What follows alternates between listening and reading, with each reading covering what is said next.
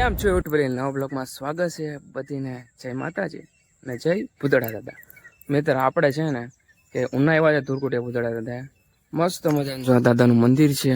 જય ભૂતળા દાદા ખેતલિયા દાદાનું વસ્તુ આમ જો કેટલું મસ્ત એનું આવું ગ્રાઉન્ડ ને આપણે કરી નાખ્યું છે. હવે ઘણું વસ્તુ કરી નાખ્યું છે. મતલબમાં સારી સગવડ જો આમ સાફ સફાઈ ને બધું ઘણું બધું આપણે અહીંયા આવ્યા છે. ના અહીંયા થોડુંક તમને ધૂળકોટી પાસે આપણે દર્શન કરી લીધા અને થોડુંક એના વિશે આપણે જાણશું કે દાદા ધૂળકોટિયા ભૂતળા દાદા છે અહીંયા. આપણે એના વિશે થોડુંક જાણીએ. બનાવી રહેજો બ્લોગમાં. આપણે કહેવાય છે કે કાઠિયાવાડમાં પૂરતી ભૂલો પર ભગવાન તારા કરું સન્માન કે તું સ્વર્ગ ભૂલી જા સામરા.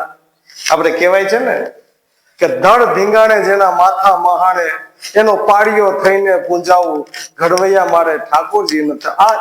આ ભૂમિ એવી છે, આ ધૂળકોટિયાની ભૂમિ એવી છે કે રણબંકાની ભૂમિ છે.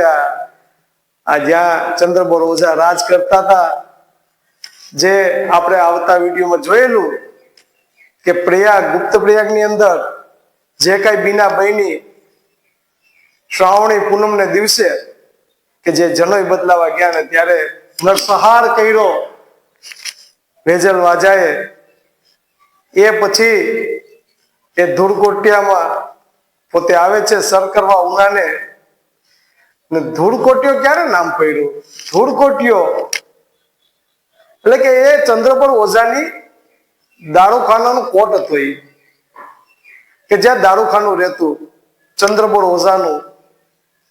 એ સમયે ગુપ્ત પ્રયાગથી જયારે બ્રાહ્મણોને મારીને આવ્યા ને જે કિલ્લાની અંદર જે ધૂળકોટિયો હાલનો કહેવાય છે એની અંદર જે દારૂખાનું હતું એ કોટની અંદર એના વેજલ વાજાના સૈનિકો ચડી ગયા. ત્યારે એક વૃદ્ધ બ્રાહ્મણ કે જેનું નામ નારાયણ હતું, એ બચારો અંદર સિંતાઈને બેઠો હતો એક ખૂણામાં. જેવા આ લોકો અંદર ગયા એટલે તરત જ જયારે સુરંગ હતી એ સળગાવી ને એ કોટની અંદર નાખી. એટલે કોટમાં જે દારૂખાનું હતું એ ફૂટવા લાગ્યું ને જે વેજલ વાજાના સૈનિકો જેટલા ગયેલા હતા એ બધા મૃત્યુ પામ્યા ને એક ગઢાકો ધૂળ વેરણ છેરણ થઈ ગયો, ધૂળના ઢગલા જેવું થઈ ગયું. એટલે એનું નામ પડ્યું ધૂળકોટિયો. હકીકતમાં આ જે ધૂળકોટિયો નામ નથી, પણ ભવિષ્યમાં એવું કહેવાય છે કે એક શહેર પણ હશે અહીંયા ધૂળકોટિયાની અંદર.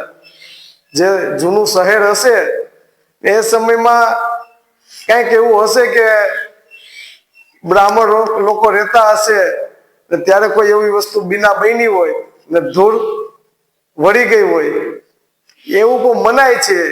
જ્યારે જુનાગઢના નવાબ કે આપણે જયારે ઉનાનો કોટ છે ને જુનાગઢ જેવો હતો, એટલે એને એમ લાગ્યું કે આપણે જુનાગઢ જેવું જ લાગે તો આપણે આ કોટને આપણે વેર વિખેર કરી નાખીએ ને જોઈએ કે એની અંદરથી શું મળે છે. પછી એ ખોદકામ ઘણું બધું કર્યું.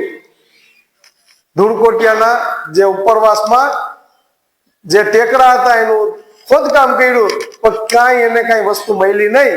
એ પછી અધૂરું મૂકી તે ચાલ્યા ગયા. ધૂળકોટિયો તો આવું એટલું બધું આની અંદર ઇતિહાસો છુપાયેલા છે કે એની કોઈ સીમા નથી. જે અત્યારે પણ ઉનેવાલ લોકો કે જે હાલના બ્રાહ્મણો જે ને બાંભણિયા પરિવાર, પણ બ્રાહ્મણો તો ચોક્કસ ઉનેવાળ બ્રાહ્મણો છે કે જેના લગ્ન થાય છે અહીંથી ભલે વડોદરા હોય, અમદાવાદ હોય, મુંબઈ હોય કે હૈદરાબાદ હોય, પણ એના લગ્ન થાય એટલે છેડાછેડી છોડવા માટે તો એ અહીંયા ક્ષેત્રપાળ દાદાએ આવવું જ પડે. એ આ ક્ષેત્રપાળ છે ઉનેવાળોના કે જે અત્યારે પણ હાલમાં પૂજાય છે. એ કહેવાય છે કે પેલા તો ભોયડું હતું એટલે ભોયડાની અંદર પણ ચમત્કાર થતા. એ ભોયડાની અંદર ક્ષેત્રપાળ દાદા હતા ને એક મોટામાં મોટી એક મૂર્તિ હતી મહાકાલની.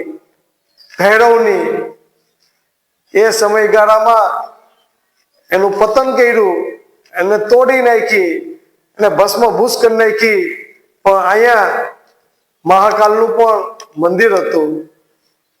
એટલે એકવાર ચંદ્રબોર ઓઝા એની આપણે વાત કરેલી જ છે કે જ્યારે વેજલ વાજાએ એના છાતી ઉપર ને એની પર જે તલવારોના ઘા કરેલા, એના કાંડા કાપેલા, એવી લોહી લુહાણ હાલતમાં પોતે ઉન્નતપુરમમાં એટલે કે ઉનાની અંદર જે લથડાયેલા પડેલા હતા ને બોલતા હતા, મને કોઈ પાણી પીવડાવો, મને કોઈ પાણી આપો, પાણી આપો.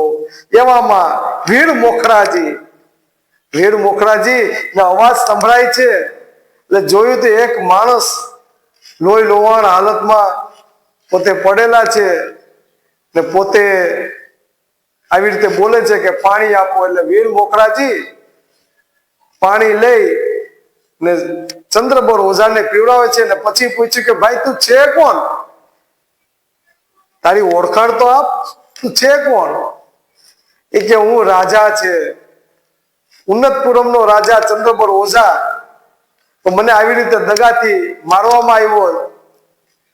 તો મારી જન્મભૂમિ છે, મારી રાજધાની છે, હવે મારો પરાજય થઈ ગયો છે, હવે હું કઈ જીવું એમ નથી.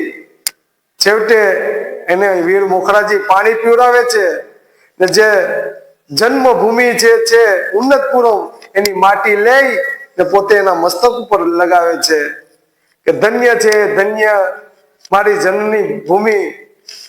ને આવી રીતે પોતાનો દેહ છોડે છે.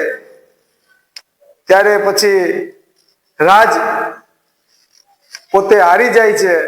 એટલે અહીંના ઉન્નતપુરમના જે બ્રાહ્મણો છે એને થઈ ગયું કે હવે આ પાપી નગર થઈ ગયું, અહીંયા બ્રાહ્મણોમાં લોહી રેડાયેલા છે, એટલે હવે અહીંયા રહેવા જેવું નથી. એટલે પછી જે દેવલપુરમ કે છે, દેવકુલમ કે જે આજનું દેલવાડા, એ પછી દેલવાડા જાય છે ને દેલવાડામાં થોડા સુખચેનથી રહે છે.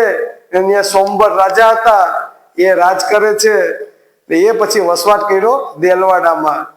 એટલે ધૂળકોટિયાના ઇતિહાસો તો એટલા બધા ઓલા છે કે એની કોઈ સીમા નહીં. એક કહેવત છે એવી કે જ્યારે વેજલ વાજાએ ઉન્નેવાલ લોકોને માર્યા, 1600 બ્રાહ્મણોને માર્યા પ્રયાગની ભૂમિમાં, ત્યારે એ સમયમાં ચારણ લોકોને ખબર પડે છે કે બ્રહ્મદેવની હત્યા થઈ છે. એટલે પોતે એ આવે છે ધૂળકોટિયાના પટાંગણમાં ને તાગરો તાણે પોતે એક નક્કી વસ્તુ કરે છે. તાગરો એટલે કે પણ લઈ છે.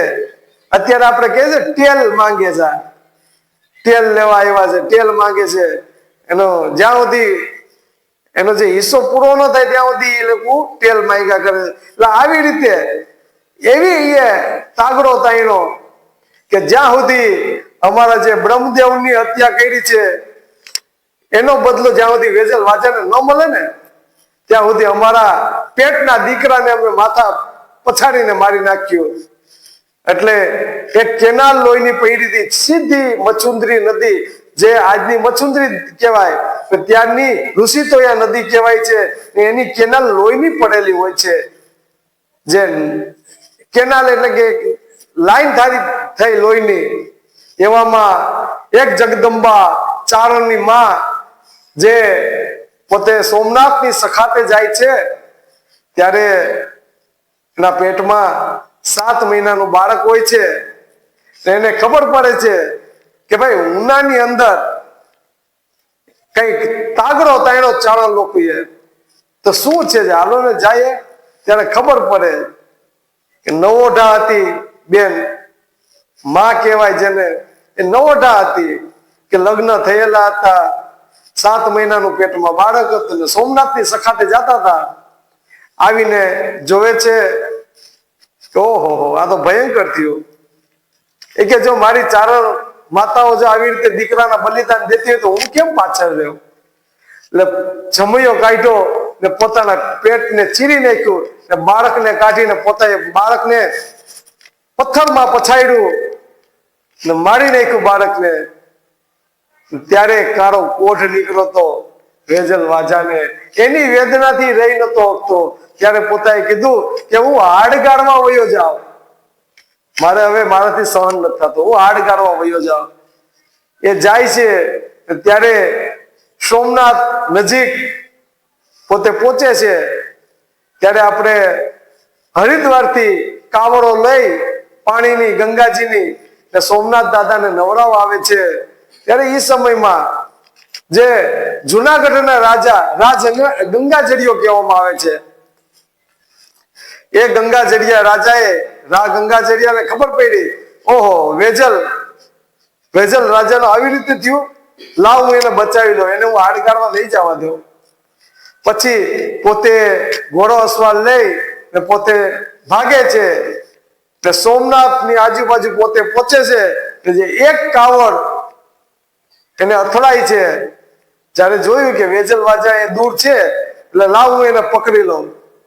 એટલે એક જે કાવડ હતી એના જે મટકા હતા પાણીના ગંગાજીના, એમાં ભટકાય છે ને પાણી પોતાના શરીરમાં ઉડે છે ગંગાજળિયાને. એ ભીંજાઈ જાય છે ને દોડતા દોડતા પોતે વેજલ વાજાને પકડી લે છે કે હું તને ન જવા દઉં. પણ જે એને ગંગાજીનું પાણી સ્પર્શ થયેલું હતું ને, એ સ્પર્શ વેજલ વાજાને થયું. અહીં તો ગંગા માં છે ભાઈ, કે રોગોને પણ મટાડી દે. એટલે એના જે રોગો હતા ને એ નષ્ટ પામે છે. પણ જે એની પછવાડે જે માણસો થયા હતા ને, ગંગાજળિયાની વાય થયા કે ભાઈ આ એવું કૃત્ય કર્યું કે કાવડને પછાડી દીધી. પણ જયારે આવો ચમત્કાર જોયો, વેજલ વાજાને દેહ સારો થઈ ગયો ને એ પછી લઈને આવે છે. એટલે બધાને થયું કે આ તો ભોળાનાથનો ચમત્કાર છે, આ તો ગંગાજીનો ચમત્કાર છે. એટલે પછી એને મુક્ત કરે છે ને એ વેજલ વાજાને લઈ ને નીકળી જાય છે. એ પછી વેજલ વાજાનો ઇતિહાસ એવો કઈ જોવા મળતો નથી. પણ આવા ઇતિહાસો અહીંયા થયેલા છે. આ ધૂળકોટીઓ કઈ એમને નામ નથી પડ્યું, અહીંયા તો કઈક ઇતિહાસો સર્જાયેલા છે. ને આ જગ્યા તો આવી ક્યારેક જ કઈક બનતી હોય, કેમ કે આ જગ્યા આવી જગ્યા કોઈ જગ્યાએ બને નહીં. અત્યારે આપણે પેલા તો એક એવું હતું કે ગાઢનો ઓટલો હતો ને ત્યાં ક્ષેત્રપાળ દાદા ની જે જગ્યા છે એ અહીંયા હતી. પણ અત્યારે તો બધા બાંભણિયા પરિવાર, ઉનેવાડ સમાજ, બધા પરિવારે ભેગા થઈ ને અત્યારે સારામાં સારા મંદિરો બનાવ્યા છે. ને એ સમયમાં તો બહુ ઓછું હતું. એવું કહેવાય છે કે ધોબી લોકો પણ અહીંયા આવે છે, એ પણ માને છે કે એ લોકો પણ માનતાઓ લઈને આવે છે. એટલે ધૂળકોટી દાદા અત્યારે તો ક્ષેત્રપાળ દાદા ને અહીંયા હવનો થાય છે ને કેટલાય બાંભણિયા પરિવાર લોકો આવે છે ને અહીંયા દાદાના હવનનો લાભ લે છે. તો આવા ઇતિહાસ તો બહુ બહુ મોટો છે. પણ આપણે આગળ એવા સમય નથી કે આપણે લાંબો ઇતિહાસ કહી શકીએ. તો આ ક્ષેત્રપાળ દાદા છે ને બ્રાહ્મણ લોકોના ક્ષેત્રપાળ જે હતો, આ તો ઉનેવાડ લોકોના ક્ષેત્રપાળ છે. એટલે આ કઈ જેવી તેવી હસ્તીઓ નથી. આ તો કઈક એવા દિવસો જોયેલા છે કે બ્રાહ્મણોને નાશ થતા પણ જોયેલા છે. એટલે ભગવાન ક્ષેત્રપાળ દાદા બધાની રક્ષા કરે ને બધાને તાજા માજા રાખે. એના ગોઠીઓને આ ઉનેવાડ લોકો છે એને બધાને સુખ શાંતિ આપે, એવી હું ક્ષેત્રપાળ દાદા આગળ હું પ્રાર્થના કરું છું. હસ્તો અત્યારે જોઈએ તો લોકો ખેતલિયા દાદા તરીકે પણ ઓળખે છે. અત્યારે સાદું સિમ્પલ નામ છે ખેતલિયા દાદા. ખેતરનું રક્ષણ કરે ને ખેતલપાળ કહેવાય, જે ક્ષેત્રનું રક્ષણ કરે ક્ષેત્રપાળ કહેવાય. પણ જે એ સમયમાં જે પુસ્તકની અંદર નામ લખેલું છે એ ક્ષેત્રપાળ છે. પણ અત્યારે શબ્દ ઘસાયેલો છે એટલે અત્યારે આપણે સાદી ભાષામાં અહીંયા અમે ખેતલપાળ પણ કહીએ છીએ. એટલે અહીંયા ધૂળકોટિયાની અંદર ખેતલપાડ તરીકે પણ જાણીતા છે. મિત્ર કન્ટિન્યુ બ્લોગ જોજો, બહુ મજા આવશે, તમને બહુ જાણવા મળશે ધુરકોટિયા પૂતળા દાદા. તો ચલો કન્ટિન્યુ રાખજો બ્લોગમાં. આ છે અત્યારે કહેવાય છે ભૂતરા દાદા, પણ ઇતિહાસની અંદર એવું છે કે જ્યારે એક મહાકાય ભૈરવ દાદાની મૂર્તિ અહીંયા આવેલી હતી, જેનું નામ હતું ઢૂંઢી ભૈરવ. જે ભૈરવ હતા એ જ અત્યારે ભૂતનાથ દાદા આપણે કહીએ છીએ, ભૂતરા દાદા કહીએ છીએ, એ ભૈરવ દાદા છે. એટલે ભૈરવ દાદા પણ ક્ષેત્રપાળ દાદાની હારે જોડાયેલા છે ને જે ઉનેવા લોકોના દેવ તરીકે પૂજાય છે. એટલે કહેવાય છે ને કે દાદા દરેકની રક્ષા કરતા, દરેકની મનોકામના પૂરી કરતા, આવા જે અમારા ભૈરવ દાદા અત્યારના કહે છે ભૂતરા દાદા, પણ દરેકની મનોકામના પૂરી કરે છે. એ અમારા ભૂતનાથ દાદા છે, ભૂતરા હતા છે, કે જે પોતપોતાની રીતે પોતપોતાની મનોકામના લઈને આવે છે ને ક્યાં ક્યાંથી જાત્રાઓ પણ આવે છે, ક્યાં ક્યાંથી બ્રાહ્મણો પોતાના છેડાછેડી છોડવા પણ અહીંયા આવે છે ને હાલમાં જે બાંભણિયા પરિવાર કે જે અત્યારે ઉના, દેલવાડા આજુબાજુ ગામમાં પથરાયેલા છે, કે જે ઉનેવાડ બાંભણિયા જે ઉનેવાડ બ્રાહ્મણોમાંથી જ બનેલા છે, તો અમુક લોકો ભૂલી ગયા છે, જે પોતાનું સોના જેવી વસ્તુ એ ભૂલી ગયા છે, કે જે દેવ સાક્ષાત છે, કે પલમાં પરચા દે એ અમારા આ ભૂતરા દાદા છે, પલમાં પરચો દે. પણ આ તો કહેવાય છે ને કે બધાની મનોકામના પૂરી કરે એ ભૂત. અહીંયા તો ક્યાંક કારો જોયેલા છે કે જે આપણે આવતા વાતો આપણે જોયેલી છે ને જાણેલી છે કે ભૂતનાથ દાદા એના ઉનેવારોના ઈષ્ટદેવ હતા એમ કહેવાય છે. તો ઉનેવાર લોકો જ્યારે ભૈરવ દાદાને મોઢું જોયા વિના મોઢામાં પાણી પણ નતા લેતા, એવી વાતો છે. ત્યારે પોતે ઉનાથી દેલવાડા જઈ ન શકે એટલા માટે કરી ને દાદા માટે પોતે અડગી લેતા કે પાણી દાદાને જોઈને જ લેતા. એટલે પોતે દાદાની સ્થાપના કરેલી ભૂતનાથ દાદાની, ભૈરવ દાદાની ને અહીંયા બહુ મોટી મૂર્તિઓ હતી, પણ એવા કાળ આવ્યા કે જે મૂર્તિને કોઈ ખંડિત કરી નાખી, એના અવશેષો પણ હતા અહીંયા.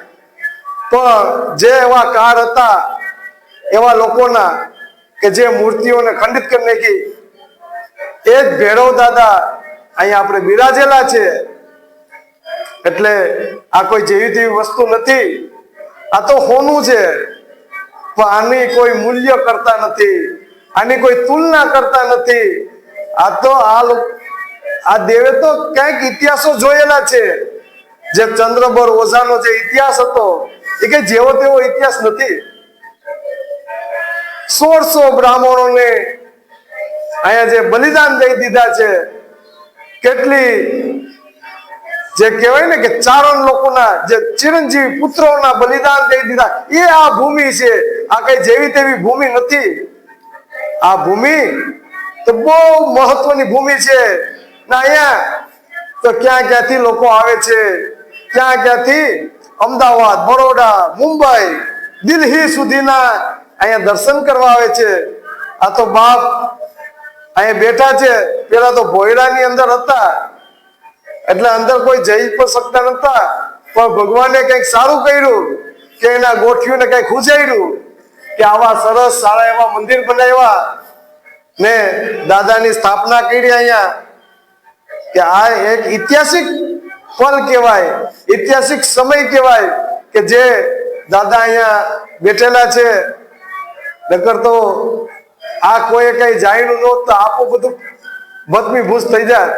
કેમ કે એ સમયમાં વેજલ વાજાએ સહાર કર્યો, એમાં દાદા તો રહી ગયા, પણ નકર અહીંયા જે ચંદ્રબોળ ઓઝાનો કોઠો જ હતો કે જે કોઠાની અંદર જે હથિયારો હતા એ જયારે જે નારાયણ નામના બ્રાહ્મણ જયારે જે કઈ એક સરતથી જે મસાલ કહેવાય એ એમાં નાખી ને ફાઈટું ને એમાં ધૂળકોટ વળી ગયો. પણ દાદા આપણે હેમખેમ અહીંયા છે, બીજી તો જગ્યા અત્યારે તો કઈ રહ્યું નથી આવું.